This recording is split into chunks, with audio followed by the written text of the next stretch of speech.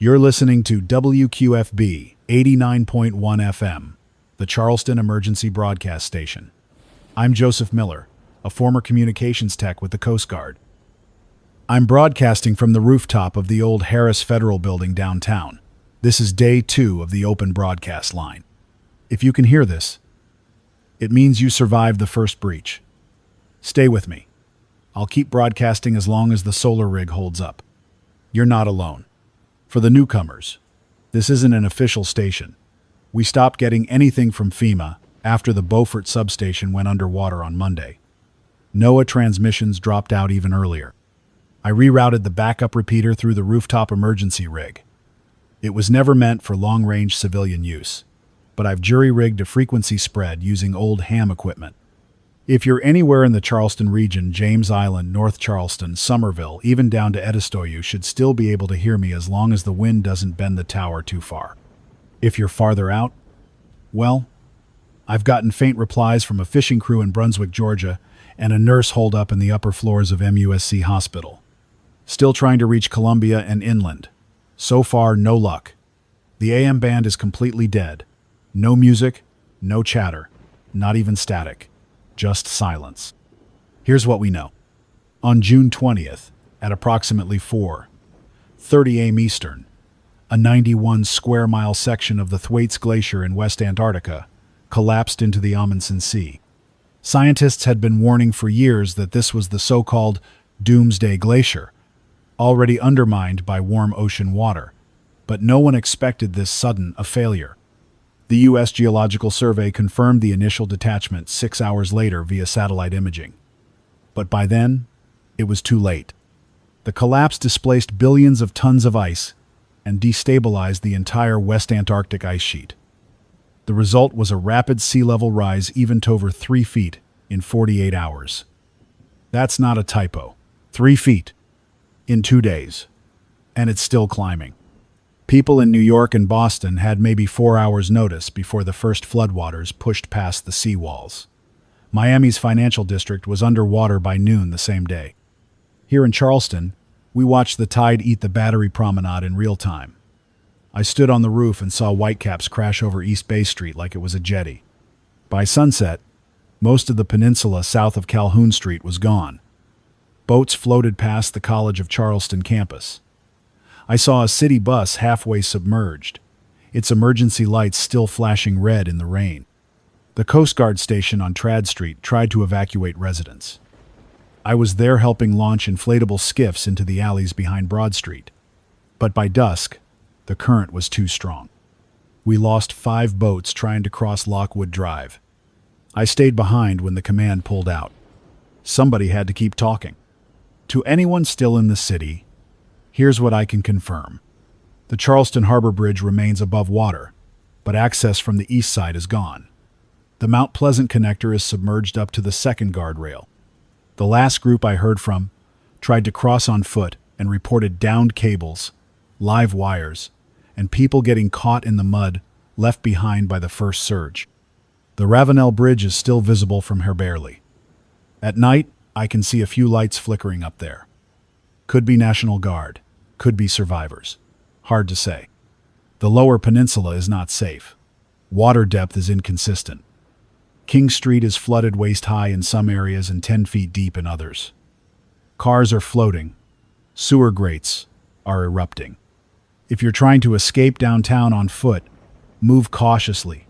Use rooftops and footbridges. Stay above the flow. Assume every manhole is a death trap. If you're trying to reach the station, I've left reflective markers on Meeting Street between Calhoun and George. Look for the green bands. They'll lead you to the stairwell on the north side of the Harris Building. Roof access is barricaded but not locked. If you come in peace, you're welcome. But I don't have food. Only a few bottles of water and dry batteries. Bring what you can, and please announce yourself before coming up. Let me give you some context. The Thwaites Glacier held back the entire West Antarctic ice sheet. Scientists at the British Antarctic Survey, University of Colorado, and NASA all called it a cork in the bottle. Once it gave, there was nothing to stop the rest of the sheet from disintegrating. That's exactly what happened. Ice flow models from as far back as 2023 predicted it could lead to a sea level rise of up to 10 feet over 100 years. But warming trends accelerated. Sub-ice channels carved by the Southern Ocean got deeper. And now, with the shelf gone, nothing's holding the mass back. The water's coming faster than our models ever suggested. What we're seeing is not a century-long scenario. This is days, weeks, at most. The worst part? The rise is global. Reports from Japan, Portugal, Senegal, and Brazil all confirm coastal cities are vanishing. Rio de Janeiro lost power in half the city yesterday. The Hague's underwater. The London Thames barrier was overwhelmed. Manila's flood defenses gave out just before dawn. The entire coastline of Bangladesh is in retreat. No one was ready. Not really. The satellites are still up for now. NOAA's GOES-16 is still transmitting visible data, and so is SWOMI NPP. But the bandwidth is reserved for emergency services. I'm piggybacking off a local dish on the Wells Fargo Tower. It only updates once every 2 hours. The last image showed more dark blue creeping across Florida and up towards Savannah. If this pace holds, Charleston could be fully underwater within 4 days. Let that sink in. 4 days. There's a reason I'm doing this broadcast. Not because I think I can stop anything. I know I can't. But people out there need to know what's happening. People in rural towns know warning, no sirens, no alerts, just water rising in the streets. This station's signal only reaches about 50 miles under good conditions, but I'm hoping relays and amateur repeaters can carry it farther. If you're out there and hearing me, repeat this signal. Use frequency 89.1 FM or switch to CB band channel 14. Boost what you can. Use line of sight if possible. Anything to keep the voices going. I've already lost 2 callers mid-transmission. Their final words were garbled, broken up by static and I think water damage to their radios. I wrote down what I could. One was a teacher from Savannah trying to evacuate his class to the upper floors of a courthouse. The other was a father from Hilton Head trying to reach his wife. His car stalled in water. Said the tides were faster than expected. I told him to climb the nearest fire escape. I don't know if he made it. If you're just tuning in, this is Joseph Miller, transmitting on WQFB Emergency Broadcast. Former USCG. Station located on the rooftop of the Harris Building in Charleston, South Carolina. Day 2 since the ice collapse. Still broadcasting. Still alive. I'll be reading listener messages in the next segment. If you're close enough to hit the repeater tower, use your old CB rigs or ham handhelds to ping me with a simple Morse ID. If you're on VHF, aim toward the Citadel's old mast array. I've hooked the backup antenna through the uplink. It might work. And for the record, this station is not affiliated with FEMA, NOAA, or any military branch. It's just me, a guy with a salvaged transmitter and a rooftop, trying to hold a candle against the tide. Stay safe. Stay dry. If you're near high ground, climb it. If you've got food, ration it. And if you've got a working radio, keep it on. I'll be back at the top of the hour with more updates from around the globe, including a summary of confirmed safe zones and possibly a new message from inland Georgia. You're back with WQFB, Charleston Emergency Band. Still here, still broadcasting. I'm Joseph Miller, and this is Hour 3 of Day 2 since the collapse of the Thwaites Glacier and the beginning of the rapid sea rise. If you're hearing this, you're already in the affected zone or close to it. Hold your position if it's safe. Move inland only if you have verified high ground ahead. The roads are chaos, and the floodwaters are deceptive. If you've got a map or digital topography system that still works, look for elevation over 20 feet and at least a mile of separation from tidal basins. If you're on foot, every inch matters. Water doesn't just flow. It reshapes the terrain. Quick update on international transmissions. Shortwave band picked up a weak emergency relay from the Royal Netherlands Navy. They've abandoned most of the western coast and are evacuating to inland Germany via train corridors and boats. Message said Amsterdam is being described now as a soft loss. That's military terminology for irrecoverable territory that must be evacuated without further defense. They said the Noord-Holland Canal completely overtopped. Hundreds of thousands are on the move inland. On the African west coast, a short but clear relay from the Dakar Airport ATC tower. They've converted part of the runway into a temporary shelter zone. Most of the surrounding suburbs are flooded. French-language broadcasts are asking for desalination support and emergency food drops. Power grid is intermittent, but they're using satellite phones and what's left of the airport generators to maintain radio. And from the Pacific, this one got me. A Japanese deep-sea scientific vessel, the Kayo Maru No. 5, is transmitting intermittently from the Philippine Sea. They're staying offshore intentionally, saying the Japanese coast has become unstable due to seismic aftershocks near the Nankai Trough. The message warned of possible undersea landslides that could generate additional tsunamis, not just rise, but violent surges. They're sending ocean bottom sensor data, but it's encrypted. Civilian receivers can't decode it. If anyone from NOAA or USGS is still listening, repeat. Kayo Maru has live telemetry. Back to local. The sky here is orange-gray. Ash in the upper atmosphere, possibly from Siberian wildfires or volcanic activity triggered by the ice collapse pressure shifts. I don't know how far-reaching this chain reaction is going to be, but I can feel the tension in the air. Everything smells like seaweed, diesel, and brine. It's humid, heavier than usual. Like the oxygen itself has started to drag.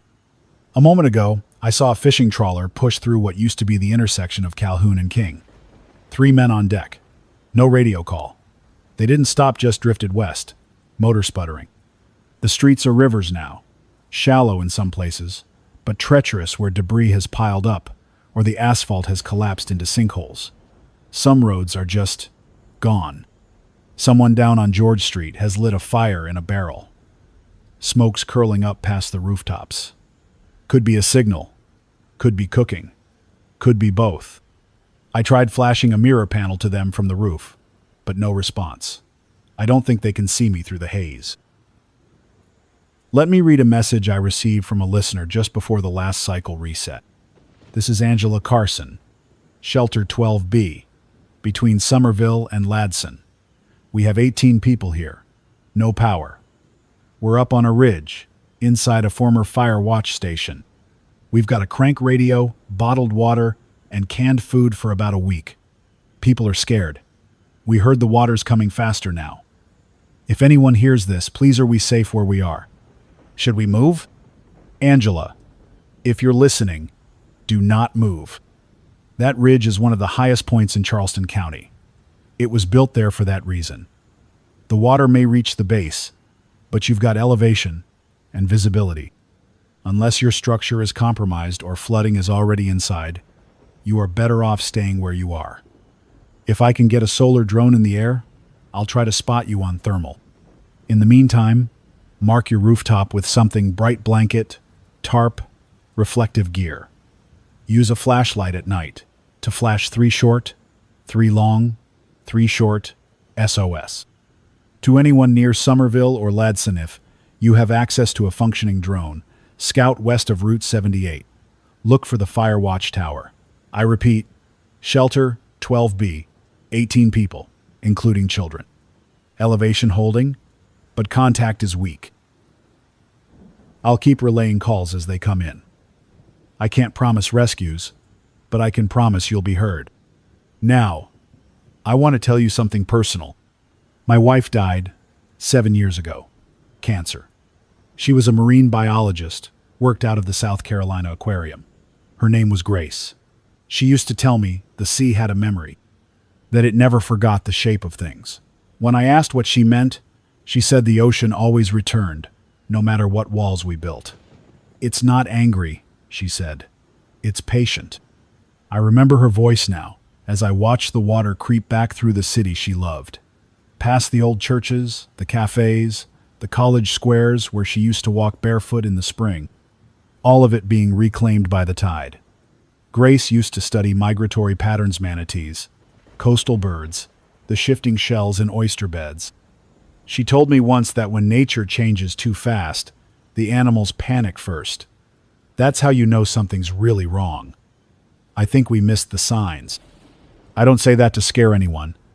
I say it because we can't keep pretending this is temporary. It isn't. This isn't a storm. It's not an atmospheric anomaly or a temporary tidal bulge. The sea is rising, and it will not stop in a week or two. This is the new baseline. The ice that held the oceans in place, it's gone. No nation, no satellite array, no naval task force can put it back. What we have left is each other and our voices. Keep your radios charged. Use hand cranks, solar panels, anything you can find. If you're trapped without one, and you see a downed utility pole or wire, don't touch it, but mark it for someone who can. A lot of ham kits can be built from old car parts and battery packs if you know what to look for. I'll read out a parts list tomorrow. Right now, I want to relay a few known safe elevation zones that came in from inland repeaters. Columbia. Still dry, but overwhelmed by evacuees. Water encroaching along Congaree River, but the university grounds are operating as a temporary shelter site. Avoid downtown congestion and breakdowns. Asheville. Mountain shelters intact. Blue Ridge Parkway. Still usable in some stretches. Broadcast relays are active. Local AM station 570 is airing updates hourly. Knoxville. Elevated terrain holding. Military convoys seen transporting food up I-40 corridor. Civilians being told to stay off major routes. Augusta. Patchy signal, unclear situation. Appears to be safe for now, but no verified transmissions since this morning. Again, do not go unless you know where you're going. Many highways are now waterlogged traps. Stick to high elevation paths and only move during daylight unless absolutely necessary. Final note for this hour. If you're listening and you're alone, remember, survival is not just about food and water. It's about noise discipline, about keeping calm, about knowing the difference between rising panic and rising tide. The second will kill you if you don't respect it. The first will kill you if you let it win. You are not forgotten. You are not the only one left. I am here. I hear you. WQFB, Charleston Emergency Broadcast. Joseph Miller on air. It's 0600 hours, and the light's starting to change. Orange sky over the harbor, no birds, just the wind and the hum of the backup turbine. The water's up another 5 inches since last cycle. I've got a red chalk line I drew yesterday on the building across the street, just below the 4th-story windows of the old law office. This morning, it's submerged. The courtyard where the palms used to be, it's gone. The water has turned to gray-green, thick with runoff and debris. It's not tidal anymore, it's constant. A slow, surging rise. If you're still in Charleston and you're not above the 5th floor of a concrete building, you need to move. Do not wait for a signal. Do not wait for dawn. This is the signal. I'm giving it to you now.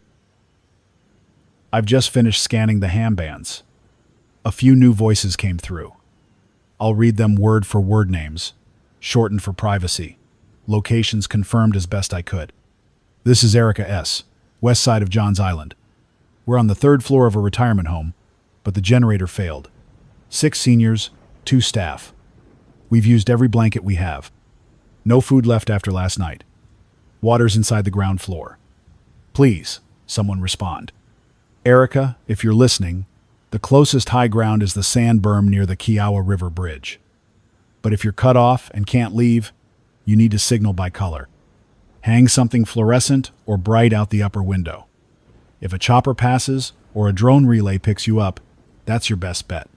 Keep batteries dry. If the radio dies, use mirrors, flares, or flashlights in intervals of 3. Next, this is Louis J., stranded north of Mount Pleasant, just off Rifle Range Road. We're in a 2-story, with flat roof access. 10 adults, 4 kids, 2 dogs. The roads are gone. We've tied a canoe to the roof rail in case it gets higher. Smart, Lewis.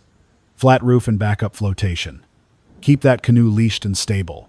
Tie it to more than one anchor point. I've seen 3 rigs flip in flood current, just because someone only secured the bowline. Distribute weight evenly, store your food up top, and secure your animals at night. Feral dogs are already moving in packs. If you can reach higher elevation in the next 12 hours, aim for Carolina Park or the Shell Ring Trail Ridge lines there may hold through tomorrow. I've received a handful of shortwave intercepts from outside South Carolina. Not from federal stations, those are still dead, but from what I assume are converted amateur towers. A broadcast from Louisville, Kentucky, reported that they've opened horse racing stadiums as long-term shelters. They're calling it Operation Stable Ground. A dark joke, maybe, but the old Churchill Downs racetrack is at 72 feet elevation and built to handle floods from the Ohio River. If you're inland and able to head that way, it may be one of the best options. Another call from Westchester, New York said the Bronx Zoo's outer barriers have failed. Some of the emergency shelters there were overtaken during the night when the East River pushed west through the lowlands. I haven't confirmed that independently, but if it's true, that puts Lower Manhattan's emergency corridors under serious threat. Anyone north of Central Park should consider it a hard boundary for now. Do not attempt to cross south unless you have an established destination or rescue transport. A chilling one came in from Oslo's, Norway. A weak relay, but audible enough to confirm. The entire fjord outside the city is breaching upward. They're losing landmass that has been stable since the Ice Age. They've abandoned all operations north of Bergen. It's not just the water, it's what's happening to the seabed. Cracking, shifting. Pressure coming up from places that haven't seen sunlight in 100,000 years. One scientist described it like this: the Earth's exhale. I want to be careful not to drift into exaggeration here. I'm not here to stoke fear, but if you're still listening, understand this is the most significant natural disaster in recorded history. More land has been swallowed in the past 36 hours than during the entire Little Ice Age. What's more troubling is the silence. Not the silence in the air. I can still hear the creaks of buildings, the groan of water bending steel and brick. I mean institutional silence. No White House update. No press briefings.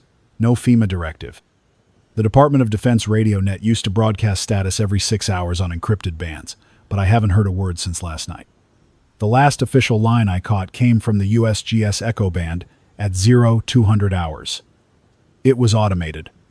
A warning about destabilized seafloor ridges off the Gulf, but even that dropped mid-cycle. Since then, nothing. I don't know what that means yet. Maybe they're relocating. Maybe systems are failing. Maybe priorities shifted inland. Or maybe we're alone on the coast now.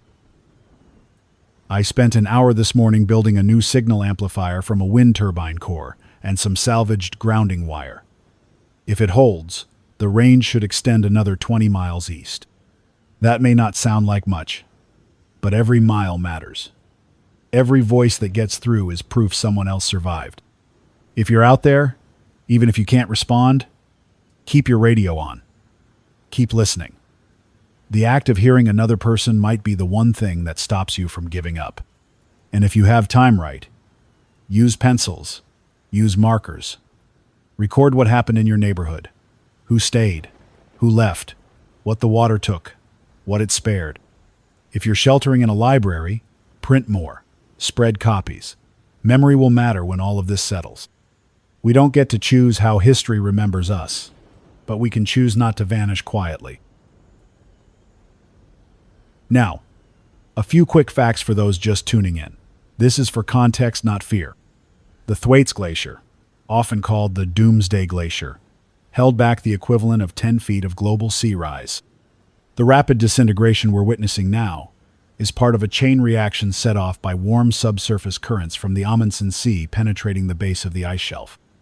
Once the shelf collapsed, the glacier no longer had a stabilizing barrier.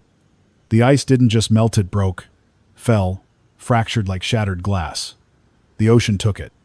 And when it did, it raised the level of all oceans by nearly 4 feet in 2 days. We are now entering an uncharted state. Atmospheric conditions have begun shifting in tandem. Cloud cover is thickening. Salinity in estuaries is climbing. Oxygen levels in shallow basins are dropping, leading to mass fish deaths along the southeastern seaboard. I've seen gulls circling over the rooftops, confused. They're used to flying low, feeding on docks and fish markets. Now they land on balconies and railings like stray cats. Some just hover, watching. Others fall from the sky, starved or poisoned. It's not just us who are lost. Nature's rules are cracking too. Before I sign off this hour, I want to read a message that came through at dawn. It's short, but it stopped me cold. Joseph, my name is Isaac. I'm 10 years old. We are on a roof in Goose Creek. I have my sister and my dog. The water came into our house last night. Mom went to help the neighbor and didn't come back. I don't know where to go. The water is loud. The wind is louder. I'm scared. Please say something. Isa Sif. You hear this? You are incredibly brave. If you still have the radio on, I want you to flash a light toward the west at sundown.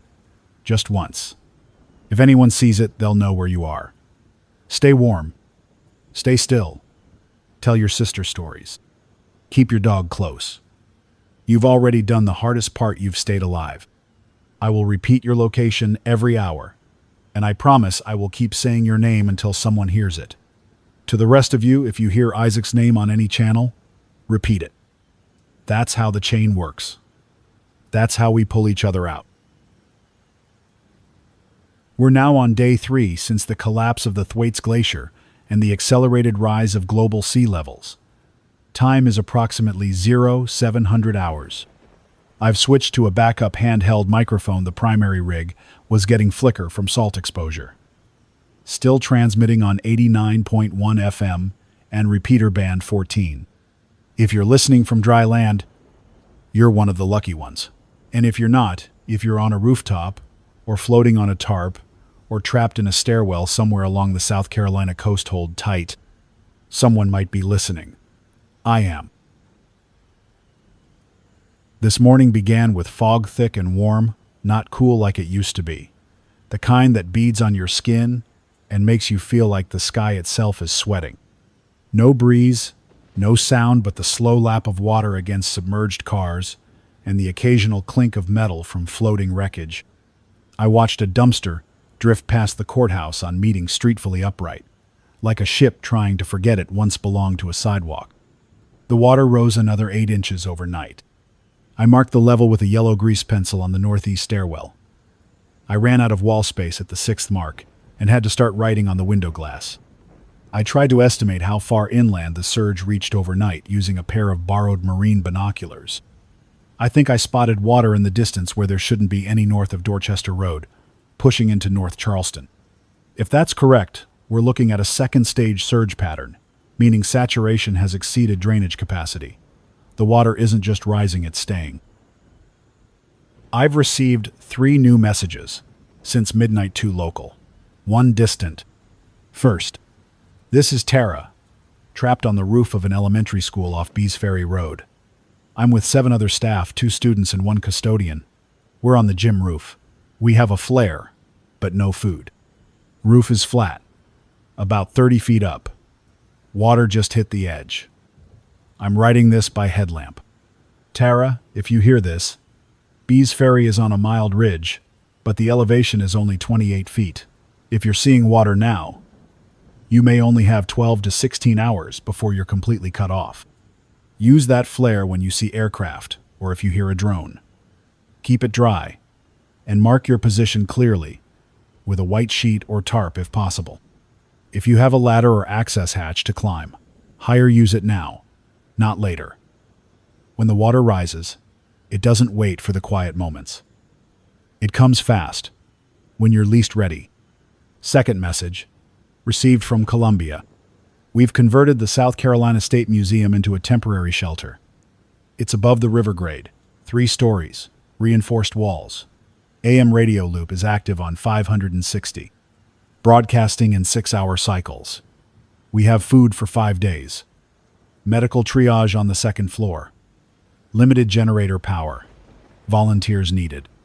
That's the most organized inland update I've heard yet.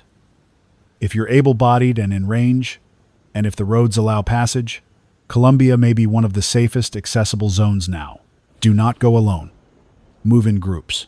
Travel in daylight. If you're on I-26, avoid waterlogged underpasses. Several have collapsed or filled with silt. The final message came from across the Atlantic.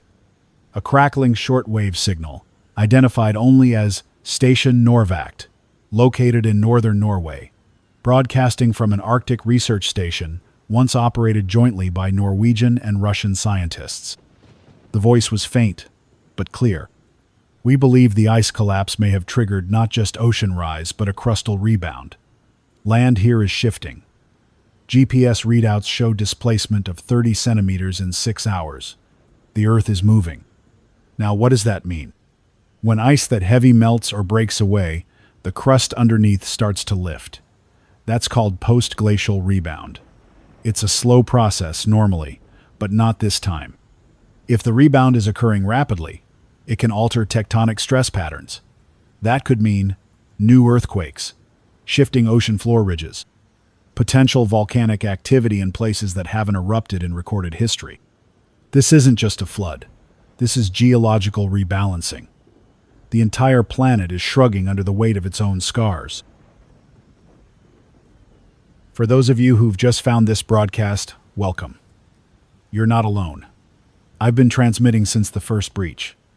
This building was never meant to be a radio station, but it had a rooftop service panel, and I had gear-old Coast Guard habits die hard. I rigged a VHF transmitter from spare parts, tapped into a solar water heater for power, and here we are. There's no government signal anymore, no FEMA chopper, no weather update from NOAA, just you, and me, and this voice in the dark. My name is Joseph Miller. I'm 52 years old. I was a petty officer, second class, in the U.S. Coast Guard for 12 years. After that, I worked communications for harbor security. I've lived in Charleston since 1999. I know these streets like the lines on my hand. And right now, they're disappearing one by one.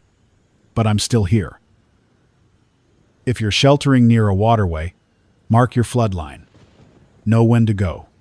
The sea is not finished. Water is now confirmed across the following. The Ashley River overflowed its western bank, pushing inland through Maryville and across Route 171. That route is no longer safe. The Cooper River surge reached the Naval Shipyard ruins at North Charleston. That facility is now half submerged. Inland brackish seep has begun at the Goose Creek Reservoir. This confirms saltwater intrusion, which will render fresh sources undrinkable within hours. Do not rely on tap water. Do not trust ground wells unless you have proper filtration. If you're inland and water still runs, fill every clean container now. Use bleach to purify only if you know the ratio. Cite drops of standard unscented bleach per gallon. Stir and let stand for 30 minutes. Do not ration water until you must. Dehydration is a slower killer than floodwater, but no less final. Now, I want to revisit something from yesterday. Isaac, 10-year-old boy from Goose Creek, radioed in with his sister and dog, alone on a roof. I repeated his message every hour, and today, I got a ping back. A woman named Denise, volunteer fire rescue, responded with GPS coordinates. She and 2 others made it out of Monk's Corner on kayaks loaded with medical kits. Said they passed a rooftop with a blanket marked "Help" and what looked like 2 children waving. They left food, promised to return with flotation. They didn't stop, wind was too strong, but they marked the location on a waterproof chart. Eyes as if you're listening, you were seen, you were heard, and help is coming. That's the purpose of this station now. To link the voices. To build the bridge between those stranded and those still moving. If you're inland, and safe check your radios. Check your gear. See if you can pick up this signal and rebroadcast. If you're within 70 miles, it's possible. Use a mirror repeater or a makeshift Yagi antenna if you can. A coat hanger, copper wire, Aluminum foil, it's not about perfection. It's about presence. Let someone else know you're alive. Then help the next one. Before I close out this hour, I'll leave you with one last update. There's a structure floating down the flooded remnants of Highway 61. I spotted it through binoculars this morning. Looked like the front half of a church, torn clean from its foundation. Still had part of the steeple intact. Still had a single stained glass panel holding together. Sun hit it just right and scattered green and red over the water like confetti. I don't know if anyone was inside, but it made me pause. Even when the foundations go, some things hold together longer than they're supposed to. Let's try to be like that. WQFB, Charleston Emergency Broadcast. Joseph Miller, transmitting on 89.1 FM. It's just past midday here on day 3. The winds sharper now gusts from the southeast. The water smells different. Less like salt, more like rot and old soil. It's been 54 hours since the Thwaites Glacier collapsed, and 38 since the first confirmed multi-foot sea rise reached the U.S. East Coast. As of now, the Atlantic shoreline has officially redrawn itself. NOAA's last visible satellite update from GOES 16, still operating as of 0600, shows new water lines as far inland as Lumberton, North Carolina, and Brunswick, Georgia. The Gulf is spreading too. A broken oil terminal near Mobile caught fire yesterday, burned half the night, and sent smoke curling across the entire southern horizon. If you're just tuning in, let me say it again. This is not storm surge. There is no hurricane. This is permanent ocean. The old maps are useless. Don't rely on them. What you remember is gone. I've received over 24 messages since my last broadcast cycle, more than I can read live, but I'll give you what I can. First, a message from inland. This is Mark, amateur operator, broadcasting from inside a converted television station on the west side of Atlanta. We've got elevation, signal repeaters, and a small solar backup array. We've taken in about 80 people, mostly from the outer suburbs. Water hasn't reached us yet, but the fear is. Roads are choking with evacuees. Gas is gone. No more police. We've heard rumors of people setting up blockades along I-20. If you're hearing this, keep moving west or north. Avoid city centers unless you know exactly where you're going. Thank you, Mark. Your signal came through strong. If anyone is near the Atlanta metropolitan area and still able to move, try reaching Mark's call sign, Kilo Charlie 7 Foxtrot Lima Oscar, using very high-frequency simplex or through your citizen band radio channels. Some repeaters may still be operational from the old WXIA television tower. Use analog if digital fails. If you're traveling by foot or bike, stick to railways or drainage corridorsless vehicle congestion. Second message. This is Darla, Oxford, Mississippi. We're operating a church shelter with 32 people. We've got food for a week. A few of the college kids brought solar lanterns. We can hear your broadcast on a boosted rig, which means your signal's traveling farther than you think. Please tell people, there is dry land, just not everywhere. Darla, your message reached farther than you probably imagined. If I'm hitting Oxford from Charleston, this rig's doing better than I thought. I'll keep repeating your location throughout the day.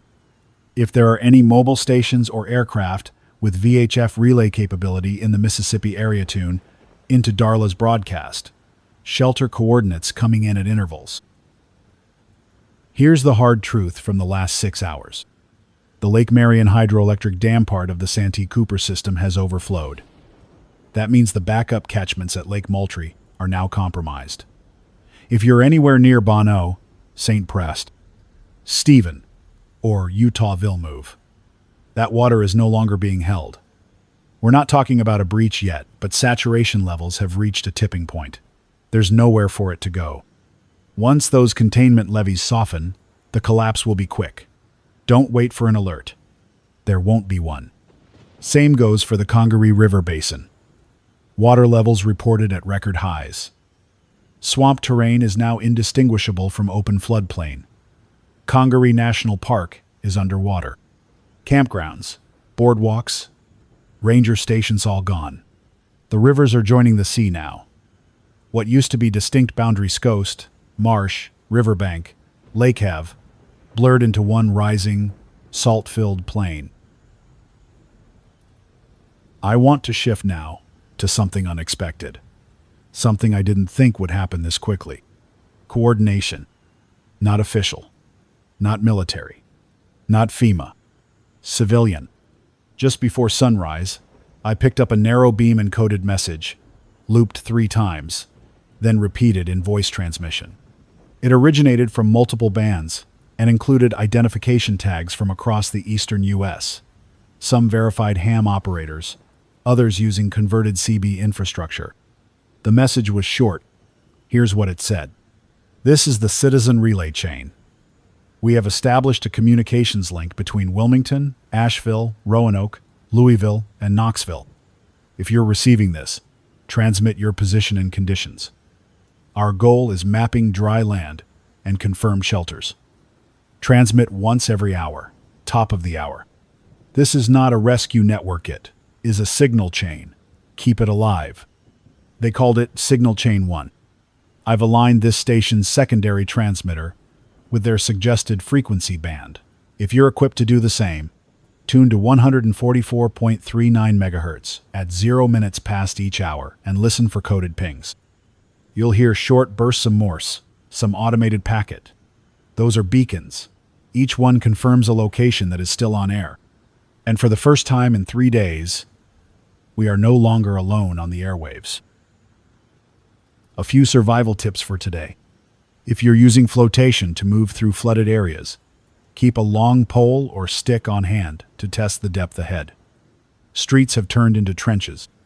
Some places might look like 2 feet of water and turn out to be open sewer shafts or collapsed pavement.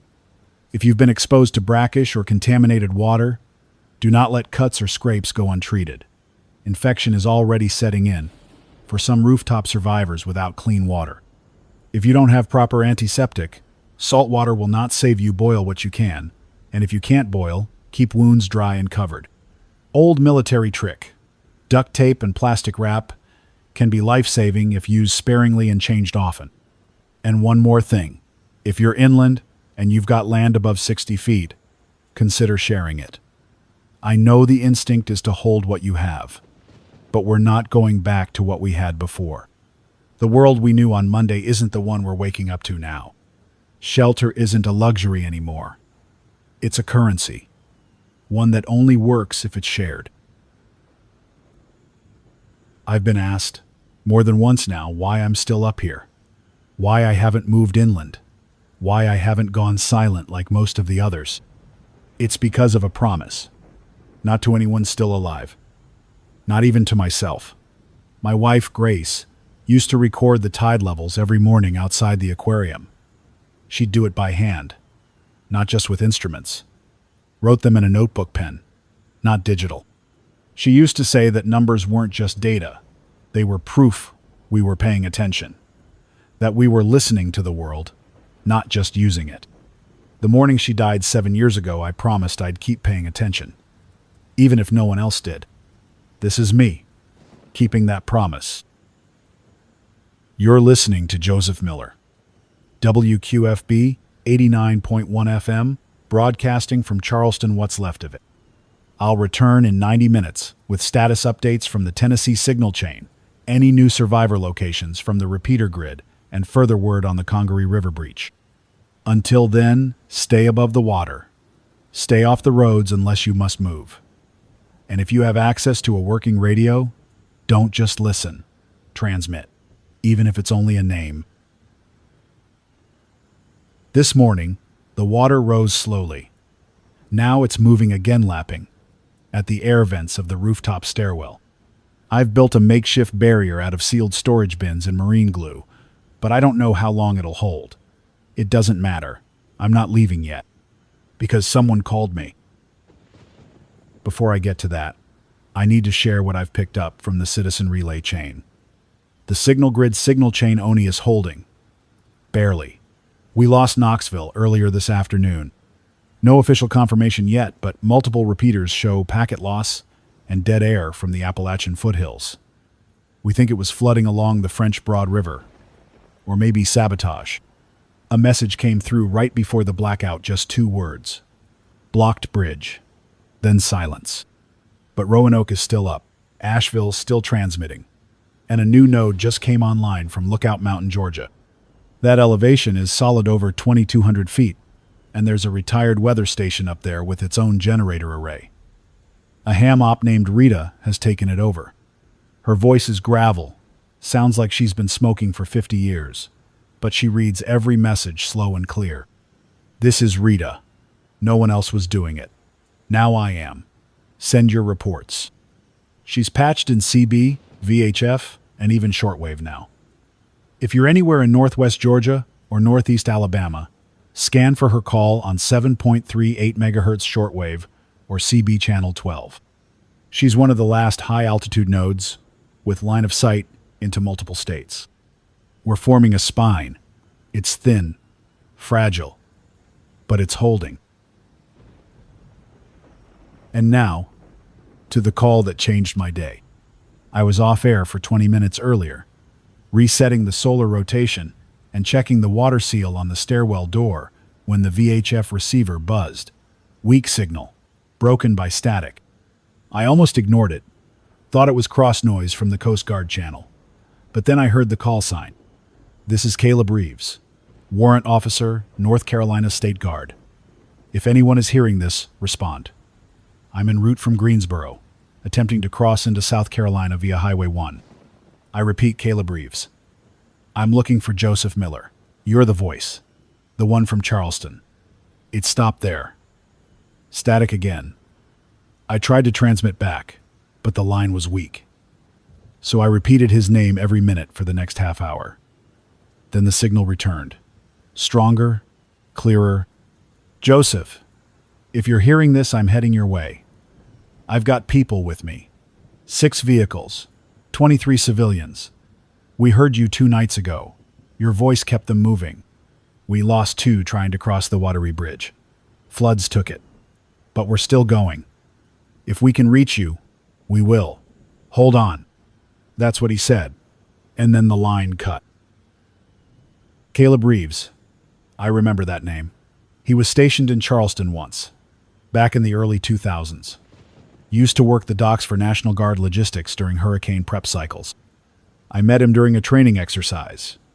Quiet man, calm, smart, the kind who said less than he knew. He's alive, and he's moving toward this station. I don't know if he'll make it. I don't know if the roads will still exist when he gets here, but I know this. It changes everything. This station wasn't supposed to last. It was a stopgap. A way to say, we're still here, into a void I didn't think could talk back. But if he reaches Mife, anyone does this becomes more than a transmission. It becomes a relay point, a node. It becomes something to protect. Now, a quick warning for anyone along the southeastern river basins. Multiple levee breaches have been confirmed along the lower Savannah River. Water is pushing up into inland lakes and floodplains that were never meant to handle saltwater incursion. That means fresh water is turning. Potable sources are dwindling. If you have a rain catchment system, use it. Boil what you collect. Cover open containers. And if you have bleachite drops per gallon, stir. Wait 30 minutes. Never skip that. We are past the point where natural filtration can keep up. Inland panic is setting in. Reports from Columbia suggest grocery store shelves were cleared out completely last night. Same in Greenville. Some neighborhoods are putting up roadblocks not to stop looters, but to control entry. Some let you in only if you bring supplies. We're not there yet. Not everywhere. But it's happening. We're seeing the beginning of the inland spiral. Back here in Charleston, I saw something today that shook me more than the rising water. A child's bicycle floated down Meeting Street. Training wheels still attached. Pink plastic handles, worn and sun-faded. It caught against a wrought iron gate and just spun, over and over. No one claimed it. No one came looking.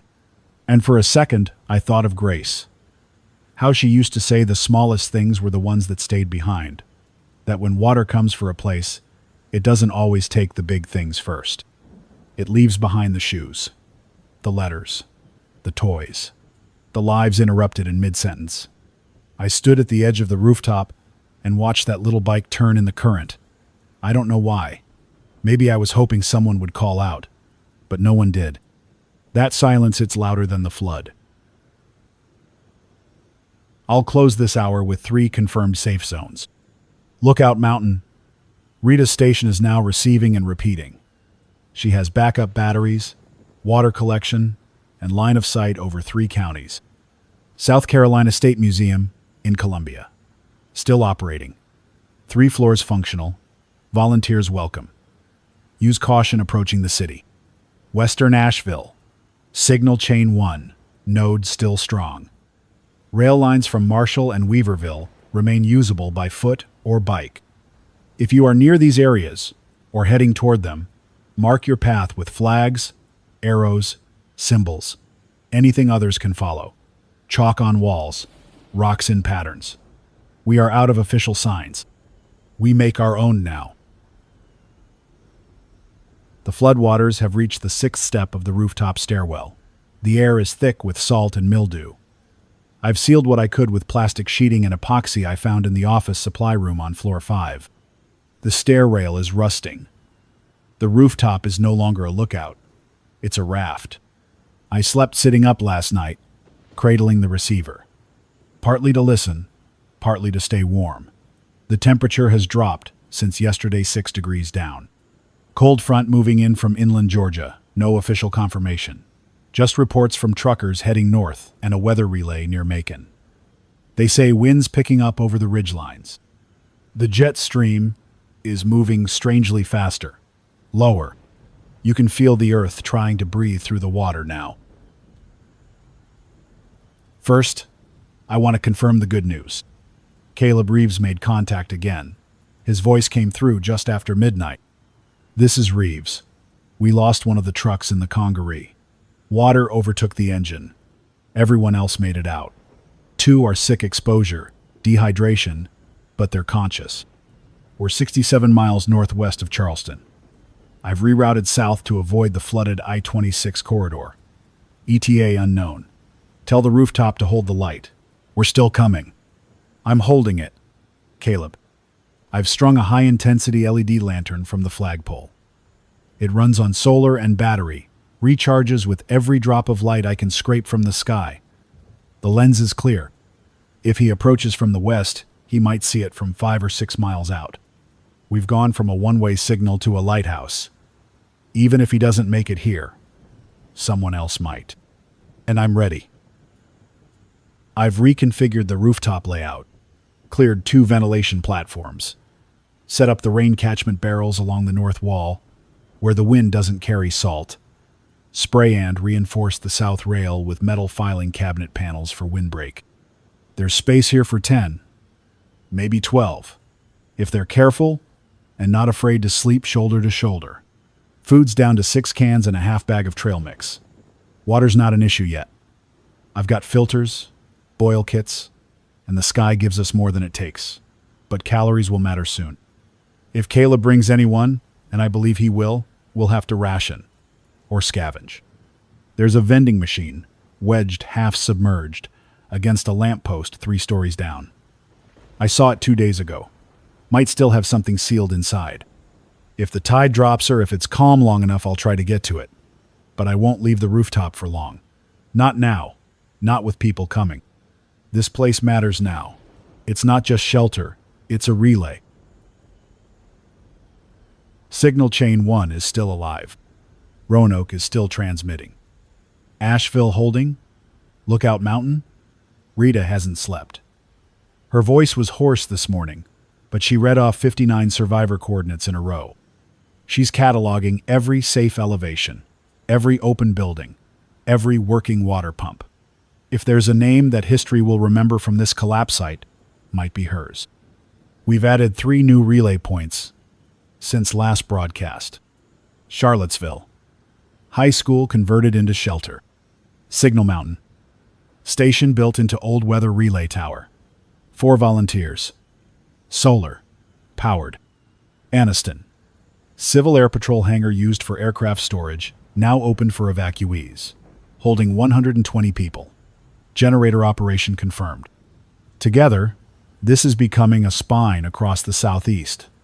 A living net of voices, each node sharing elevation, safety, and news. The government didn't build it. No agency sanctioned it. But it's working. The new maps are being drawn out with ink, but with voice.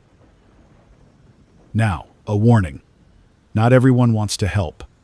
Last night, Asheville relays picked up a coded alert single word, repeated 4 times. Red line, red line, red line, red line. That's not standard protocol, but it's known in ham and survivalist circles. It means armed groups are blocking access to higher ground. Roanoke followed up with more detail. A group calling themselves the Chain Guard Knot, related to Signal Chain Haas, established control over a water treatment facility west of Wytheville. They're demanding barter for access. No weapons allowed, but they're armed. Uniforms made of black plastic rain gear and construction vests. According to 2 evacuees who escaped, they control 2 small bridges and have a spotter posted on a church steeple. If you're traveling west through Virginia, avoid rural road forks and keep to wooded ridgelines. Listen for barking dogs or generator signs of checkpoints. We are not the only ones who know the map is changing. Some people will try to own it. Stay hidden. Move with caution. Speak only when you know who's listening. The downtown Charleston skyline is nearly unrecognizable now. Water has swallowed the first 3 stories of every building south of Calhoun Street. Church spires still rise above the tide, but their bells are silent. No boats today, no gulls. Only the sound of water slapping against the stone of buildings laid in the 1800s. I stood at the east rail of the rooftop this morning and stared at the reflection of the sun in the water. The light doesn't shimmer anymore. It stretches. As if the world is longer now, flatter, stripped of height and curve. Everything feels closer to the horizon. It's beautiful, in a way. Awful, but beautiful. There's something sacred about a city being unmade not by fire or steel but by silence, by water. Grace would have understood it. She told me once, if the sea ever takes the city, it won't roar. It'll whisper. It's whispering now. I've been collecting names. Every person who's broadcast. Every child mentioned in a message. Every group on a rooftop. Every volunteer with a frequency and a voice. The list is taped to the inside wall of the rooftop service shack. If someone finds this place after I'm gone, they'll see it. Some of the names. Isaac and Marla, Goose Creek Rooftop, confirmed scene. Last message marked them safe. Tara, Bees Ferry Road School, still awaiting aerial extraction. Angela Carson, Somerville Watch Station, 18 survivors, confirmed dry. Caleb Reeves, en route, convoy leader, National Guard. Rita, Lookout Mountain Relay Operator, call sign WRX2, and more. Every name is proof. Proof that the ocean didn't erase everything. That memory is louder than the flood. I'll end this hour with a directive. If you have elevation, declare it. If you have food, share it. If you have a voice, use it. We're building a chain knot of command, but of care. Not to restore what we lost, but to survive what comes next. The water is not finished. There are still ice masses in Antarctica and Greenland teetering on collapse. We may see another surge, or worse, multiple pulses. If the West Antarctic ice sheet continues to disintegrate at this rate, we could be looking at 10 feet in the next 30 days. 10 feet. If you're at sea level, you will not survive the next phase. Find height, find other people, build together, and if all else fails, transmit. Someone is always listening. The sun is low again, reddened, hazed by the layers of salt, smoke, and distant fires. The air smells like a brackish tide pool, and the rooftop is damp from condensation. Rain tried to fall earlier, but didn't quite make it, just drifted past as mist. It's warm again. Oppressively warm. 79 degrees by midday, despite the front rolling in from inland. We're not going to have regular seasons anymore. The climate is slipping its pattern. I watched steam rise off submerged concrete today, like heat escaping from a drowned world. First, confirmation. Caleb Reeves and his convoy made it into the city perimeter. Repeat, Caleb has entered Charleston city limits as of 1300 hours. They're not here yet. The roads are gone. The last transmission came from somewhere near the flooded remnants of Ashley River Road. He said they're traveling by 2 skiffs, no ones. They found half sunk behind a sporting goods store. 5 people are walking alongside, guiding them by rope. 2 are sick. 1 child, no name given. He said something I keep replaying in my head. We saw your light through the fog. It's still up there. They all stared at it for a long time before anyone said a word. That's what this was all for. Not the broadcast. Not the relay. The light. Even now, surrounded by wreckage and silence, people still look for lighthouses. We still search for fire. I've kept the light burning through solar panels, battery backups, and a mirror panel I fashioned from a discarded rearview mirror and some copper wiring. It reflects down toward the water in rhythmic flashes-zone, long, too short, just like Grace used to signal when we camped. I used to think it was just something she liked. Now I wonder if she was teaching me something all along. Since the last broadcast, Signal Chain 1 has expanded. 3 new points added. Lexington, ham operator Doc Ellis, broadcasting from a retired VA hospital repurposed for emergency housing. 200 cots, 14 medics. Sterile gear still sealed in containers from pre-pandemic stock. Spruce Pine, old mining facility repurposed as a dry zone. Elevation confirmed, 700 feet. Single narrow road in. Snow expected in 48 hours. Dalton, textile warehouse, converted into a distribution center for survivors. 5 CB repeaters. 16 amateur volunteers, some former telecom. Using forklifts to clear interior sleeping space. They've named it Dry Spin. The map is becoming clear. Not the old one, nay, no more highways, no more coasts. This new map is written in hilltops and spines, warehouses and radio towers. The world is shrinking upward. The bad news? We've lost several mid-level repeater stations. Charlottesville went silent. Power systems failed. A final message was sent. No fuel. Fires spreading. Tell them we held. A low-lying facility near Savannah was overtaken. Operator escaped to a rooftop, but lost antenna range. Last words. Water came through the floor. A group attempting to reactivate a military relay on Paris Island was swept out to sea when the dock collapsed. 3 confirmed lost. 1 survivor still transmitting from the edge of the base, surrounded by water.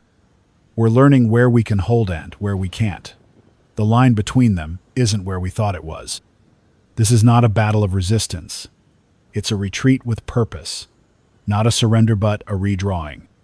We hold what we can. We carry the rest on the airwaves. A message came in earlier, one that made me pause. A woman named Sadie, transmitting from a rooftop somewhere near Jacksonville, Florida. She's alone. Her voice was thin, barely audible, but I boosted it with the relay amplifier. She said, "I had never heard silence like this. And then I found your voice. I played it out loud so I wouldn't forget what people sounded like." She asked me to say her name again.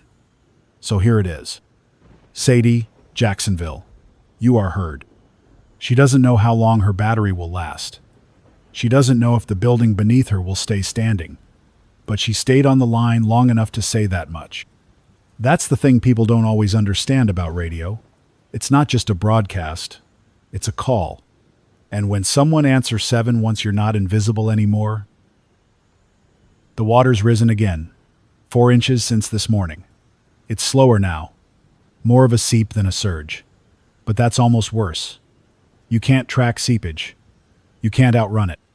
It gets into the corners of things, into the drywall, the electrical boxes, the elevator shafts. This building isn't going to last forever.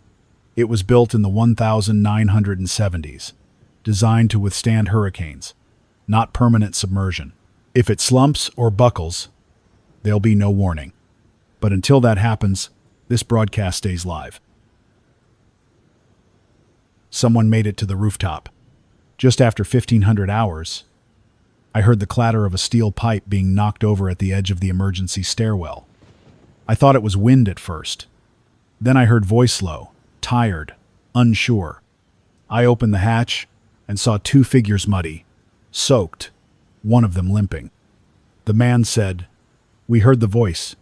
We followed the sound. Then we saw the light." Their names are Benny and Tasha. They were traveling on foot from Goose Creek 2.5 days, avoiding flooded roads, sleeping on top of abandoned delivery trucks, and using signal markers left by others to trace a path here. They are not from a convoy, not military, just 2 people who didn't give up. They're sleeping now, inside the rooftop shack. I gave them my last 2 protein bars. Tomorrow we'll split the rest. They said they passed a floating vehicle about a mile out, maybe a skiff. That could be Caleb, or someone else. We don't know who will show up next. That's the point. If you're out there, and you're within sight of this building, the Harris Federal Building, downtown Charleston, I still have light. I still have signal. And I still have space. Climb. Signal. Flash your light if you can. Knock on the steel door 4 times, then 1. I'll hear it. To those far from here, maybe sitting in the upper floor of an old barn in Tennessee, or inside a gutted subway car in Philadelphia, or sleeping on a mattress wedged between boulders near the Blue Ridge, keep your radio dry. Keep your signal regular. Even when no one responds, even when the sky says nothing back, someone is listening. Always. I'll be back in 2 hours. I need to reinforce the southeast antenna mast. The winds are shifting again, and I don't trust the bracing on the secondary coil. If that mast goes, I lose reach past Columbia. I won't let that happen. WQFB, Charleston Emergency Broadcast. Joseph Miller reporting. Day 5, time 0, 800 hours. There are 8 of us on the roof now. Caleb Reeves arrived last night, just before midnight.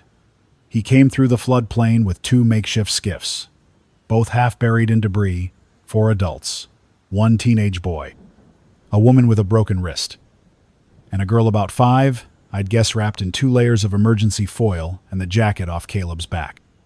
They climbed the fire escape. I heard the first one, Benny, shout, then the sound of metal boots on rusted steel. When I opened the hatch, Caleb was standing there, holding the girl. "Still transmitting?" he asked. I told him yes. He nodded once, just once, and then said, "Then it was worth it." We're crowded now. Space is tight.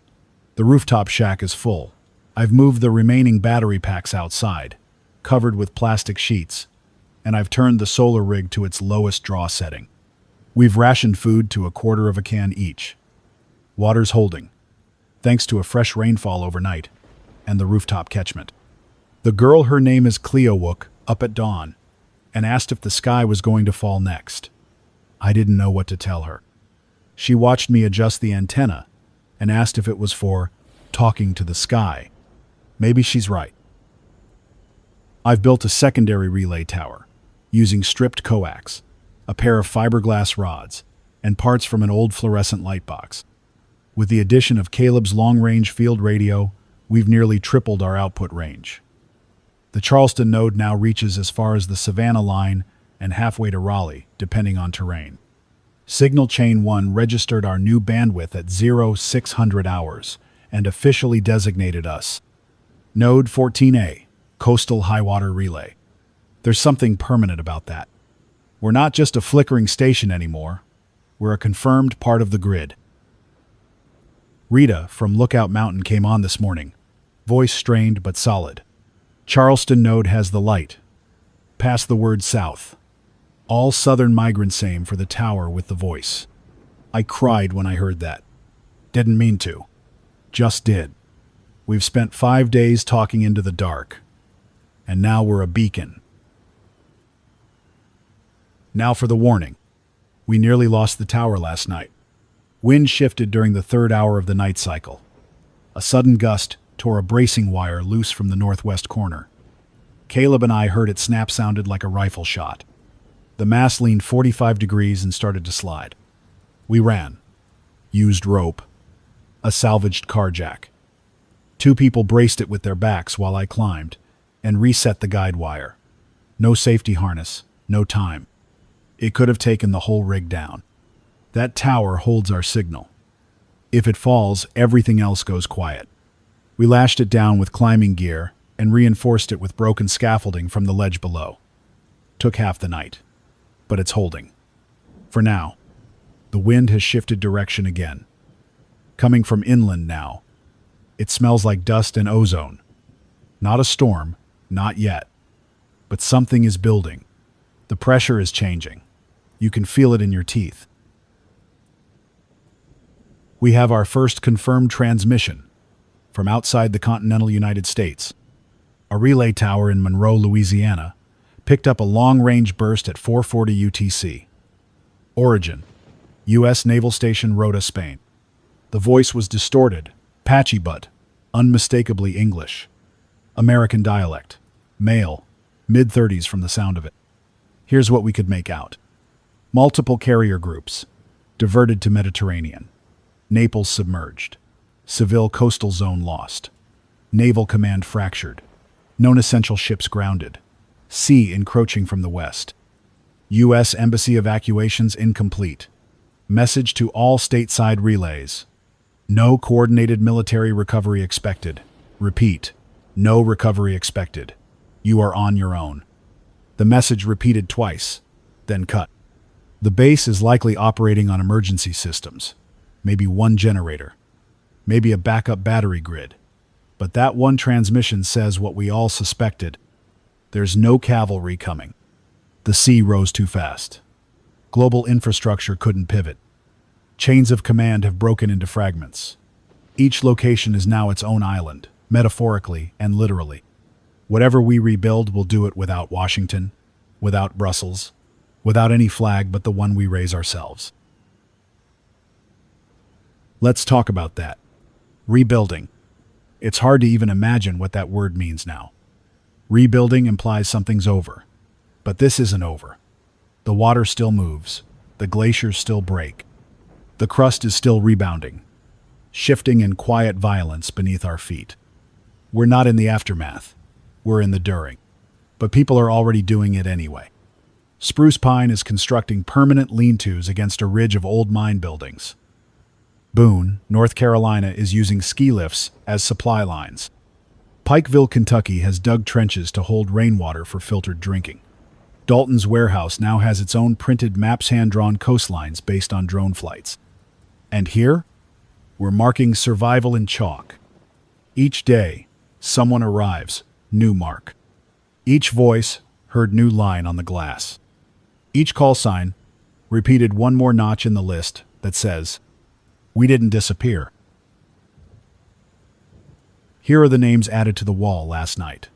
Cleo, 5 years old, loves birds, says her favorite sound is the sky talker. Rafi, electronics tech from Somerville, built his own antenna from coat hangers. Marta, retired nurse, stitched a wound on Caleb's leg with dental floss and fishing hooks. Kyle, teenager, walked from Awendaw with a crowbar and a hand-drawn map. Sadie, still alive in Jacksonville, sent a signal ping at midnight. Battery held.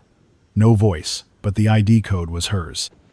Their names are here, on the wall, on this broadcast, in your ears. That's survival. We've stopped talking about rescue. Now we talk about routes, elevations, dry basements, wind angles, salt intrusion, how to waterproof solar cells, how to turn trash bags into insulation, how to know when the ocean is under your feet, even if the water hasn't shown up yet. The world we knew is over. But this one, the one you're in right now, it has rules too. And if you learn them, you live. This is Joseph Miller, Charleston Emergency Broadcast. Node 14A, Coastal High Water Relay. Day 5. 8 survivors on a rooftop. Light still burning. Mast still standing.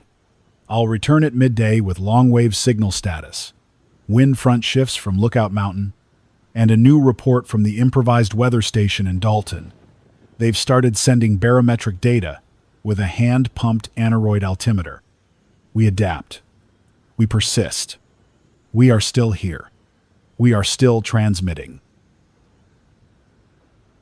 WQFB, Charleston Emergency Broadcast. This is Joseph Miller. Day 6. Time unknown. Light is fading fast. The sky is silver, then black, then silver again like the clouds. Don't know where they belong anymore. This will be my final transmission. The Harris Federal Building is failing. The 6th floor collapsed just after 3 this morning. The supports beneath the eastern stairwell gave way. No one was hurt. We'd already evacuated the interior. Everyone sleeps on the rooftop now, those who can sleep. The building groans in the wind like a dying animal. Steel shifting inside concrete. Brick bleeding rust. I don't know how much longer this place has, but I'll stay until the last signal goes out. Let me tell you where things stand. The ocean reached the threshold of the rooftop door just before dawn. Salt water crept through the seams, touched my boots, then receded. Like it wanted me to know it could take this place at any moment. Like it was waiting for me to blink. The tide is no longer just a tide. We've entered what Lookout Mountain's Rita called hydraulic phase 2. That's a polite way of saying the water no longer goes out. It only comes in. The Earth has changed shape. The satellite network confirmed it. Suomi NPP's last pass showed deformation in Greenland's crust, vertical lift in parts of the Antarctic Peninsula, and pressure anomalies along the mid-Atlantic ridge. Seafloor rise, crustal flex. The oceans aren't just rising from above, they're rising from beneath. Some are calling it the turning, the moment where the old world doesn't just end, it reverses. The map as we knew it is gone. Charleston is no longer a city. It is a reef. Only the tallest buildings remain visible, like barnacled teeth in the current.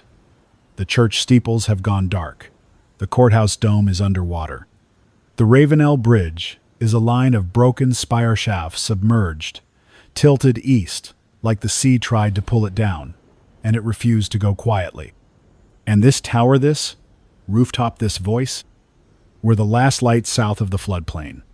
But even this will end. And that's okay, because something else has started.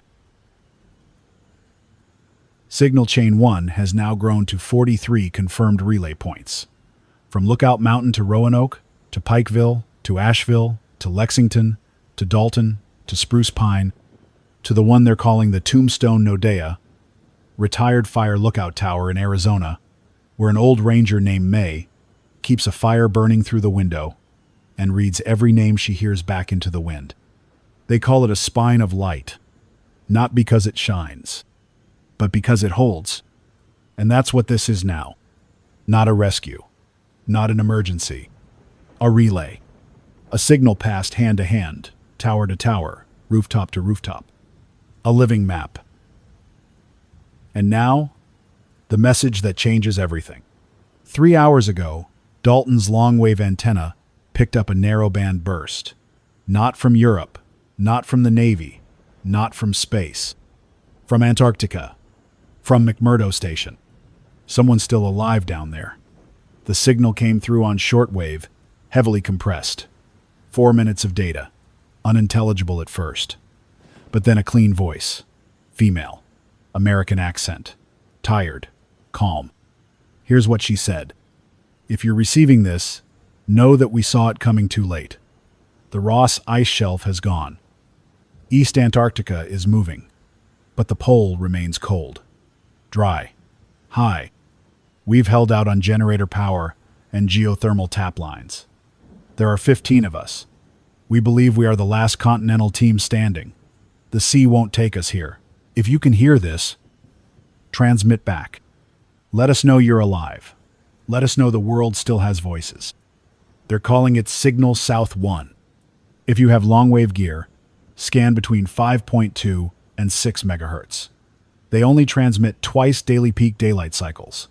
They're low power. Be patient. They don't know we're still here. But I'm telling them now. Yes, we're alive. There are 9 of us now. Cleo sits on the ledge and draws shapes in the dust. Caleb rigged a second tarp shelter with parachute cord. Tasha's voice is hoarse but strong. Benny found a sealed medical kit in a half-submerged ambulance. Marta sings sometimes, when she thinks no one is listening. And I'm tired. But I'm still speaking. Even now, with the water halfway up the final stairwell, with the tower swaying, with the signal mast braced by hope and rust, I'm speaking. Because I was never the message. You were. The voices out there. The ones who stayed on the radio long after the silence started. The ones who strung wire across trees, who flashed mirrors at clouds, who whispered their names into dead microphones because they refused to vanish quietly. You were the map. I just read it out loud. I'm shutting down the main transmitter after this. The power draw is too much. The batteries are nearly spent. But I've wired the secondary rig lighter, solar-fed, low bandwidth to continue transmitting a single loop. It will repeat one phrase every 20 minutes. Charleston, rooftop. We were here.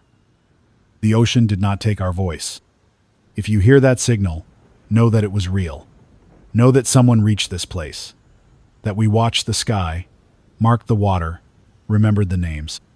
And if you're the one who finds the shack, the relay logs, the chalk marks on the wall, if you climb past the ruin and see the tower leaning in the fog, take the loop, add your voice, say your name, then pass it on.